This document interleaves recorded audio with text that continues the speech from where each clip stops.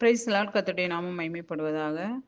நம்ம க 2 நாட்களாக வந்து எசேயா தீர்க்கதரிசன புத்தகத்தில உள்ள தீர்க்க தரிசனங்கள் புதிய ஏற்பாட்டில எப்படி நிறைவேறினது அப்படின்றத, சில காரியங்கள் இயேசு கிறிஸ்து எப்படி தீர்க்கதரிசன புத்தகத்தில் உள்ள அந்த காரியங்கள அவரு மேற்கோள் காட்டினார் அப்படின்றதையும், அடுத்து அப்போஸ்தலர்கள் வந்து எப்படி மேற்கோள் காட்டினார்கள் அப்படின்றத நம்ம பார்த்தோம். இன்னைக்கும் கூட என்ன பண்ணலாம் அப்படின்னா, எசேயா தீர்க்கதரிசி இயேசு கிறிஸ்துவினுடைய வாழ்க்கை முழுவதையும், குறிப்பா பிறப்பு முதல் மரணம் வர, அடுத்து உயிர்த்தெழுதல், மீட்பு வர வந்து நூற்றாண்டுகளுக்கு அந்த காரியங்கள் நடக்கிறதுக்கு பல நூற்றாண்டுகளுக்கு முன்பே அவர் வந்து தெளிவா தன்னுடைய தீர்க்கதரிசன புத்தகத்துல அவரு ஆவியானவரால் எழுதப்பட்டு வைத்திருந்தார். அதனால என்னவோ எசேயா தீர்க்கதரிசிய வந்து மேசியா தீர்க்கதரிசி அப்படின்னு கூட மேசியாவை குறித்து அதிக அளவுல அவர் சொன்னதுனால, ரொம்ப துவக்கம் முதல் பிறப்பு முதல் முடிவு வரை அவர் சொன்னதுனால, இவர வந்து ஏசாயா தீர்க்கதரிசிய என்ன சொல்றாங்க அப்படின்னா, மேசியா தீர்க்கதரிசி அப்படின்னு மேசியாவுடைய காரியங்கள சொன்னதுனால, இவர மேசியாவுடைய தீர்க்கதரிசி அப்படின்னு கூட நம்ம அவங்க அழைக்கிறத வேத வல்லுனர்கள் அழைக்கிறத நம்ம பார்க்க முடிகிறது. இன்றைக்கும் கூட மேசியாவை குறித்ததான சில காரியங்கள், அதாவது பிறப்பு முதல் அவருடைய இறப்பு வர, அவருடைய உயிர்த்தெழுதல் வர அவர் என்னென்ன காரியங்கள வந்து நான் ஏற்கனவே உங்களுக்கு சொல்லியிருந்தேன். இருந்தாலும் ஒரு 10 தீர்க்கதரிசன காரியங்கள், ஒரு 10 காரியங்கள் இன்னைக்கு நான் உங்களுக்கு காமிக்கிறேன்.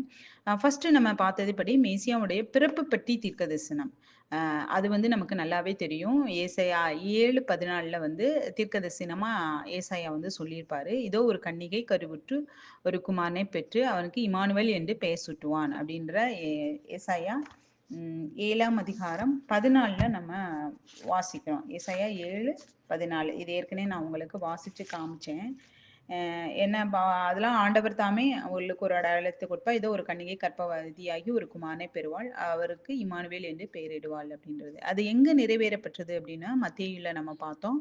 அது 1ஆம் அதிகாரம் 22, 23 வசனத்துல வந்து பார்க்கிறோம். இது தீர்க்கதரிசியா சொல்லப்பட்டதை நிறைவேறும்படி இப்படி ஆயிற்று. அதாவது கன்னிகை கருவுற்று ஒரு குமாரனை பெற்று அவனுக்கு இம்மானுவேல் என்று பெயர் சூட்டுவாள். அப்ப இம்மானுவேல் என்பது என்னது? தேவன் நம்மோடு இருக்கிறார் என்ற பொருள். அப்ப இந்த தீர்க்க தரிசனம் இயேசு கிறிஸ்துவனுடைய அதிசய பிறப்பில வந்து முழுமையாக நிறைவேறப்பட்டதை நம்ம பார்த்தோம். ஏற்கனவே பார்த்தோம். இது நிறைவேறப்பட்டது. ஸோ இது வந்து மேசியாவுடைய பிறப்பு. அடுத்து 2வதாக மேசியா வந்து தாவீதின் சந்ததியில பிறப்பார் அப்படின்றது சொல்லப்பட்டிருக்குது. அது எங்கே பிறந்தார் அப்படின்னா, தாவீதுடைய சந்ததியில அவர் பிறந்தார் அப்படின்றத நம்ம 11ஆம் அதிகாரம் 1வது வசனத்துல நம்ம பார்க்கிறோம். ஈசாய் என்னும் அடிமரத்திலிருந்து ஒரு துளிர் தோண்டி அவன் வேர்களிலிருந்து ஒரு கிளை எழும்பி செழிக்கும். அப்ப இவர் வந்து தாவீதுனுடைய சந்ததியாக இருப்பார் அப்படின்றத சொல்லப்பட்டிருக்கு. இது நிறைவேறுதல் எங்க இருக்குது அப்படின்னு வந்து நம்ம பார்த்தோம்னா, லூக்காவில் அதனுடைய நிறைவேறுதல் வந்து நம்ம பார்க்க முடிகிறது. லூக்காவில் வந்து பார்த்தீங்கன்னா 3ஆம் அதிகாரம் 23ல இருந்து 31 வரை வந்து நம்ம இந்த காரியங்கள் வந்து சொல்லப்பட்டிருக்கு. 3ஆம் அதிகாரம் 23ல இருந்து 31 வரை. இதுல வந்து இயேசுனுடைய வம்சாவளி வந்து ஈசாய், தாவீது அந்த வழியா சொல்றத நம்ம வந்து பார்க்க முடிகிறது. அப்ப இயேசு கிறிஸ்து வந்து தாவீதின் ராஜ வம்சத்திலிருந்து பிறந்ததை நம்ம விளக்குறது. அப்ப ஏசாயா வந்து 11:1ல வந்து சொல்லப்பட்ட ஈசாய் என்னும் அடிமரம் வந்து எங்க நிறைவேற்றப்பட்டது அப்படின்னா, லூக்கா 3ல 23ல இருந்து 31 வசனங்கள் நீங்க வாசித்து பார்த்தீங்கன்னா, அதுல வந்து சொல்லப்பட்டிருக்கிறத நம்ம பார்க்க முடிகிறது. அதுல வந்து தாவீது ஈசாயின் குமாரன், ஈசாய் ஓபேத் அப்படி அந்த இதுல வந்த வம்சாவளியை வந்து தாவீதுடைய வம்சாவளியிலிருந்து வந்த இயேசு கிறிஸ்து, அதாவது தாவீது ராஜா வம்சத்திலிருந்து பிறந்தவர் அப்படின்றத மேசியா வந்து தாவீதின் சந்ததியாக இருப்பார் அப்படின்றத நிறைவேற்றப்பட்டிருக்கிறது. 3வதாக பார்க்கும்போது இயேசு கிறிஸ்து பிறக்கிறதுக்கு முன்னாக யோவான் வந்து முன்னோடி வழியை ஆயத்தப்படுத்துற ஒரு தீர்க்க தரிசனம். அது நமக்கு நல்லாவே தெரியும். ஏசாயா 40ல 3வது வசனத்துல வந்து சொல்லப்பட்டிருக்கிறது. வனாந்தரத்தில் ஒருவன் கூப்பிடுகிறான். அது வந்து என்னது அப்படின்னா, ஒரு சத்தம். அவருக்காக பாதையை செவைப்படுத்துங்கள் அப்படின்றது வந்து நமக்கு நல்லாவே தெரியும். அப்ப ஏசாயா 40:3ல சொல்லப்பட்ட அந்த தீர்க்க தரிசனம் வந்து எங்க நிறைவேறுது? கர்த்தருக்கு வழியை ஆயத்தப்படுத்துங்கள். அவாந்திர வழியிலே நம்முடைய தேவனுக்கு பாதையை செவ்வை பண்ணுங்கள். அது 5ஆம் வசனத்துல வந்து நீங்க வாசித்தீங்கன்னா, கர்த்தரின் வாக்கு அதை உரைத்தது என்று வனாந்தரத்திலே கூப்பிடுகிற சத்தம் உண்டாயிற்று.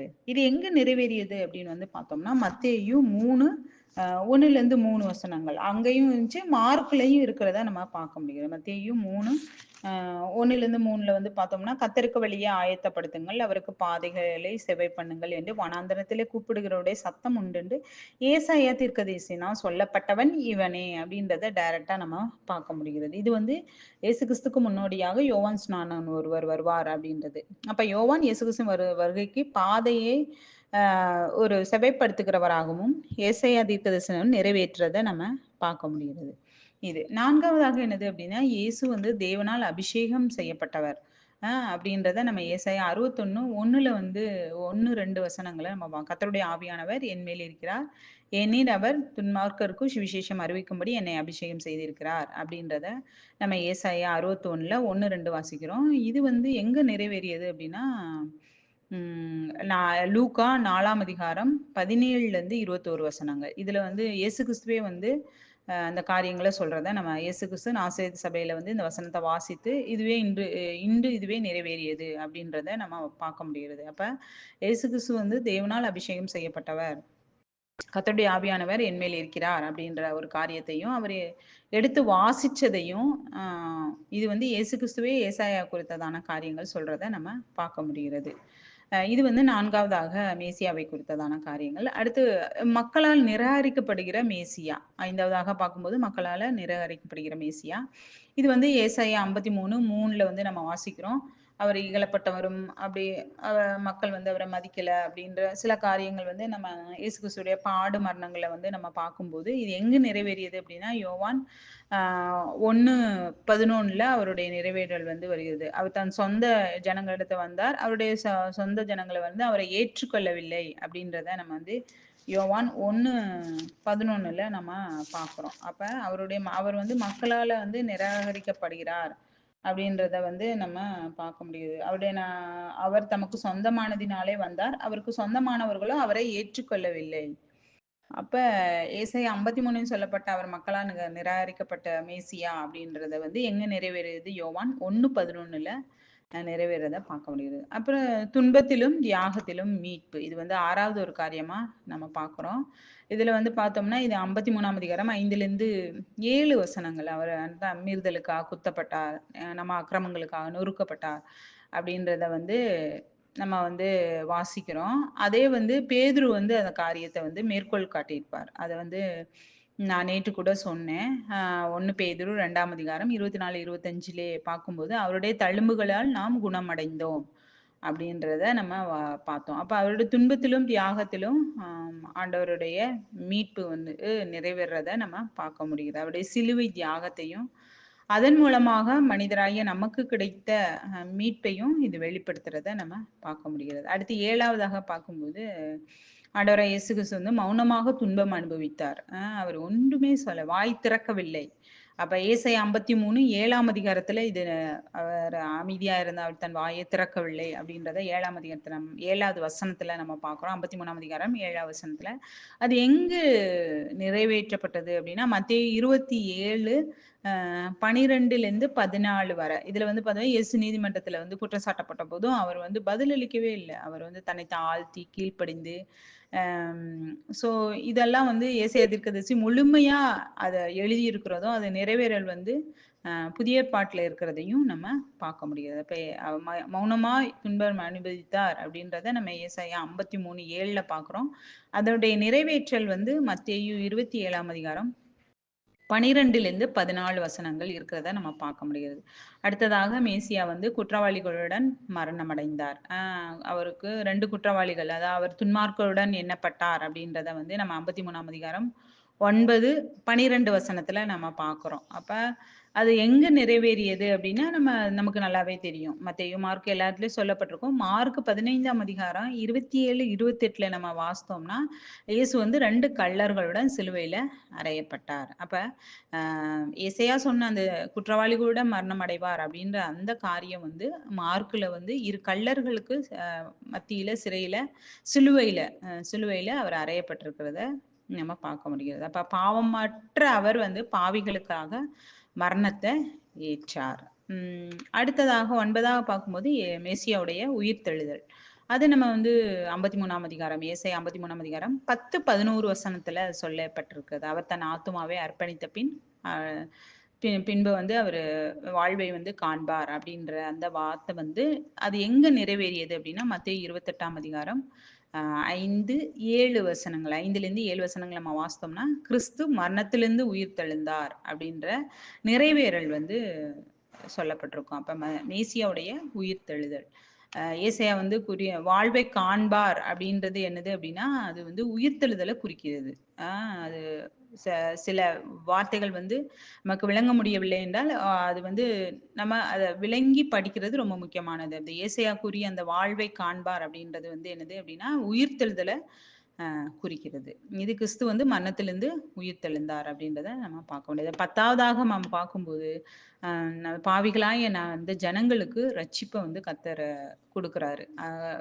குறிப்பா புறஜாதி ஜனங்களுக்கு ரட்சிப்பு. இது வந்து ஏசாயா 49:6ல நம்ம வாசித்தோம்னா, "யூதர்க்கல்ல புறஜாதிகளுக்கு ஒளியாய் இருப்பாய்" அப்படின்ற அந்த காரியம் வந்து எங்கு நிறைவேறியது அப்படின்னு வந்து பார்த்தோம்னா, அப்போஸ்தலர் 13ஆம் அதிகாரம் 47வது வசனத்த பார்த்தோம்னா, பவுல் இத மேற்கோள் காட்டி சொல்றத நம்ம பார்க்க முடியும். அப்போஸ்தலர் பார்த்தீங்கன்னா, ஆம் இத நம்ம வாசிக்கலாம். அப்போஸ்தலர் 13, 47 13:47ல வந்து நம்ம பார்த்தோம்னா, அங்க வந்து அப்போஸ்தலனாகிய பவுல் வந்து சொல்றத நம்ம பார்க்க முடியுது. எங்கன்னா, "நீர் பூமியின் கடைசி பரியந்தம் இரட்சிப்பாய் இருக்கும்படி உம்மை ஜாதிகளுக்கு ஒளியாக வைத்தேன்" என்கிற வேத வாக்கியத்தின்படி கர்த்தர் எங்களுக்கு கட்டளையிட்டிருக்கிறபடியினால் இப்படி செய்வோம் என்றார்கள். இது வந்து நிறைவேறப்பட்டது. ஏசாயா 49:6ல வந்து பார்க்கும்போது, "புறஜாதிகளுக்கு ஒளியாய் இருப்பாய்." அப்ப புறஜாதி ஜனங்களுக்கு அவர் ரட்சிப்பா இருந்தார் அப்படின்றத நம்ம பார்க்க முடியும். அப்ப இயேசு வந்து ரட்சிப்பு வந்து உலகமெங்கும் பரவுவதையும் ஏசாயா வந்து முன்னையே தீர்க்கதரிசியா சொல்லியிருக்கிறார். இப்ப உலகம் என்பதும் எல்லாரும் ரட்சிக்கப்பட வேண்டும் என்பது தேவனுடைய சித்தமாய் இருக்கிறது. இத வந்து ஏசாயா வந்து ஒரு தீர்க்க தரிசனமா முன்னையே வந்து அவர் சொல்லியிருக்கிறார். இந்த மாரி மே எ அநேக காரியங்களை அவருடைய பிறப்பிலிருந்து இறப்பு வரை, உயிர்த்தெழுதல் வரை, அடுத்து அவர் புறஜாதிகளுக்கு ரட்சிப்பை அளிக்கிற வரை வந்து அப்படியேவும் ஒரு 10 காரியங்கள் சொல்லப்பட்டிருக்கிறதுனால, இவர வந்து என்ன சொல்றாங்க? மேசியா தீர்க்கதரிசி அப்படின்றத அழைக்கிறாங்க. அ ஸோ இந்த 2 வாரமும் ஏசாயாவை குறித்ததான சில அநேக காரியங்கள், ஒரு தீர்க்கதரிசி எப்படி இருக்கணும்? அடுத்ததாக வந்து அவர் சொன்ன தீர்க்க தரிசனங்கள் எங்கெங்க நிறைவேறப்பட்டது அப்படின்றத நம்ம பார்த்தோம். அடுத்த வாரத்திலிருந்து நம்ம இவரிடத்திலிருந்து சில நல்ல குணநலங்கள், அவருடைய குட் கேரக்டர் என்னென்ன கேரக்டர், அவரு மக்களுக்காக எப்படி தேவனிடத்தில பரிந்து பேசினார் அப்படின்றத வேத வசனத்திலிருந்து நம்ம பார்க்கலாம். தேவனுடைய நாமம் மகிமைப்படுவதாக. ஆமென்.